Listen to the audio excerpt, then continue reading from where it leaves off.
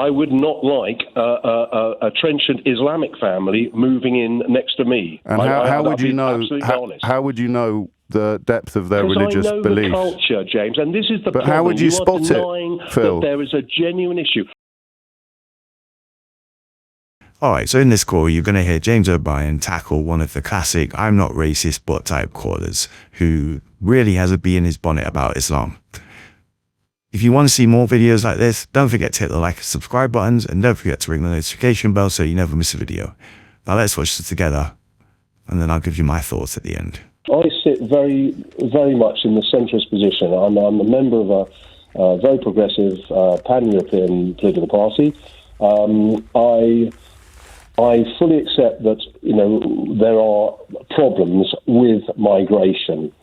And I think that that's where I'm coming from, because I genuinely believe that the liberal left, well, not so much, but just the over-liberal. Well, can you just tell me what those words mean? Right, okay.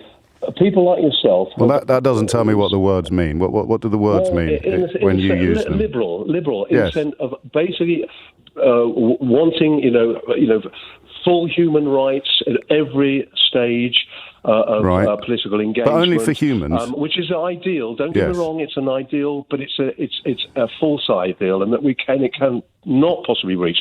So what can't we reach? People like yourself, I am going to insist that you explain the words that you use, because you've made it about all me. I'm saying is I'm saying liberal people have swept. Yes, but you haven't told me what liberal means, except under the carpet. No, we never talk about anything else, Phil.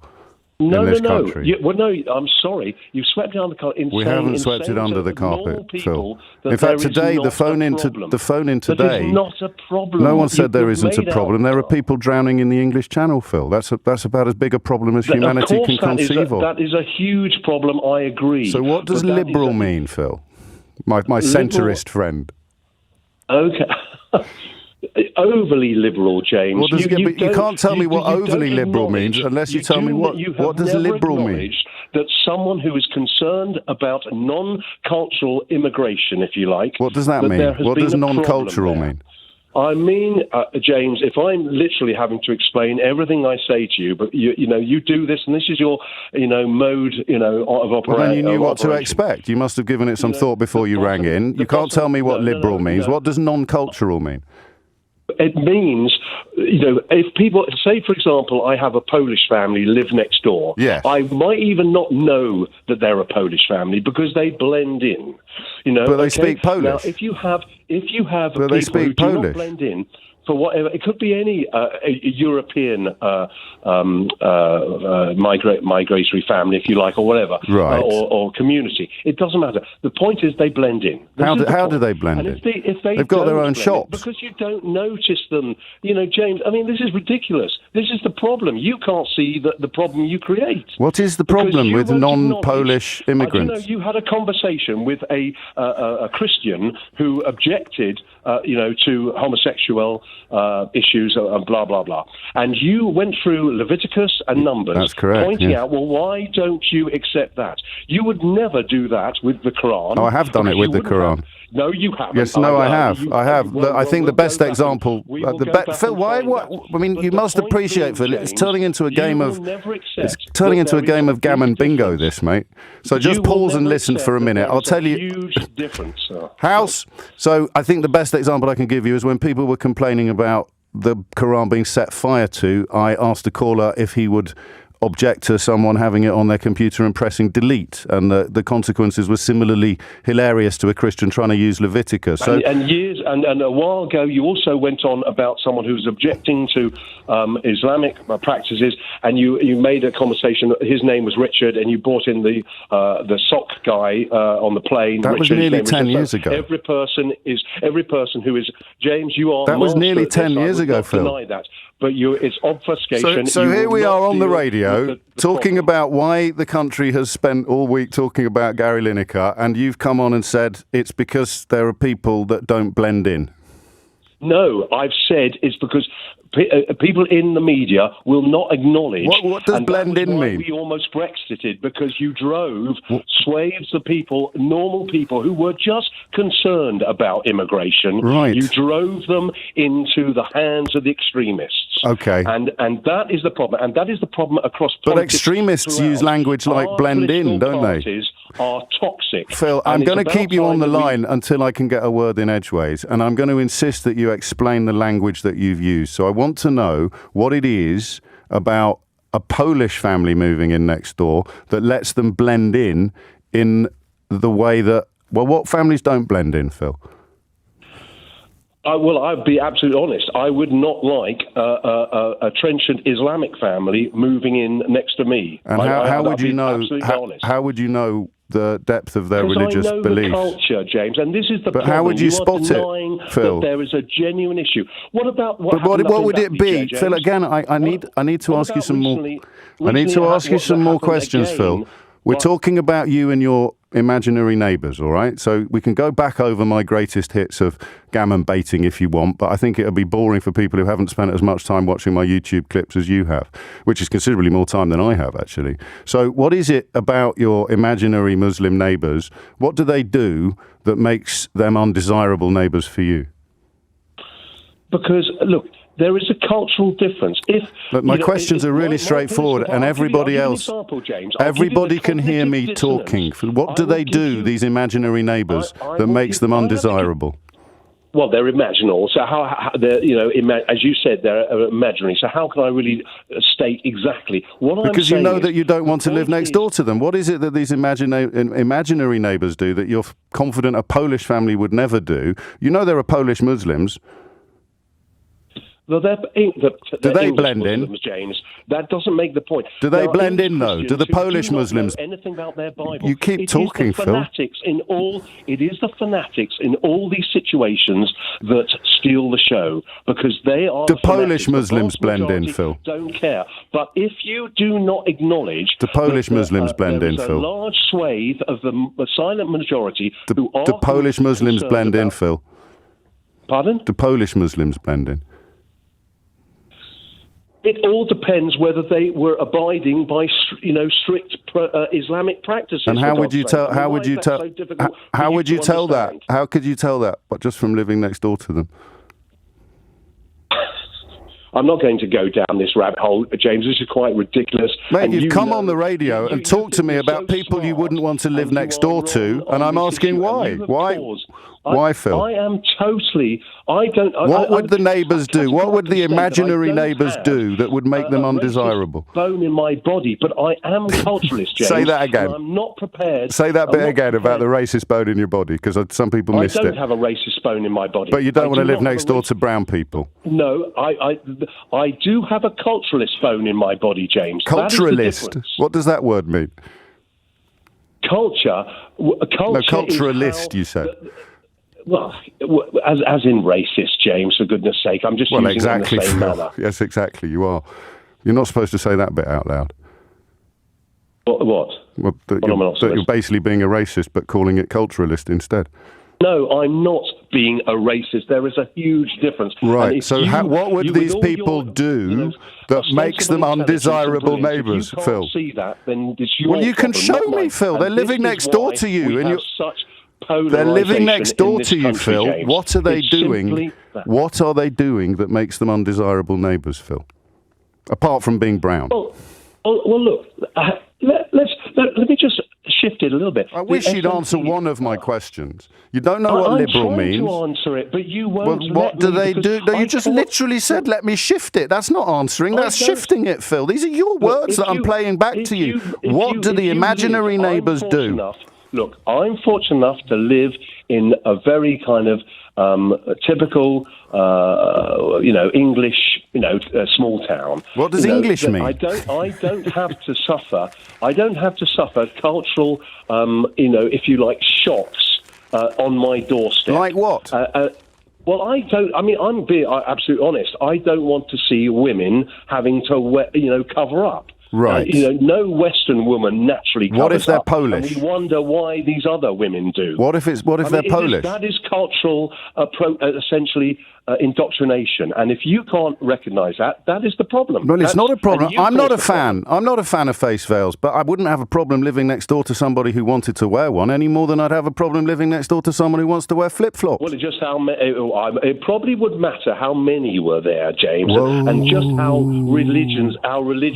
religiously, if you like, they abided by their doctrine. Okay. So it's the face masks the point is, you will not acknowledge that people do have a concern about that. I acknowledge it by asking what the concern is, Phil. And now we've got there now. You don't want to live next to women who wear face veils. I don't want to live in a country where women are subjugated. No, I don't. So you want to introduce laws. You want to introduce laws telling them what they can and can't wear. It's quite staggering. There's no cognitive dissonance here, Phil. What would you do? I'm not saying for 1 minute that all Muslims are, like that. But the fanatics like are, what, Phil? as in the Christian fanatics. Like what, Phil? Like, what do you mean, like what? You said, I'm not... this is just the strangest conversation. You keep saying things. You said, I'm not for one moment saying that all Muslims are like that. And I said, like what, Phil? And you said, what do you mean, like what? How can you not understand? Just calm down a bit, Phil. Slow down. There are a lot of Christians and a lot of Muslims who you would not know they were Christian or Muslim. Right. That's the point. There are an awful So they're lot, blending in. They're nominal. They're blending in. Nominal. They're blending, they're nominal. And this is what causes people, stress. Because face veils. We all conform. We all try. There is a norm, and that's another thing. The norm has been lost. Yes. There is a norm. Can you describe the norm to me, Phil? Yes.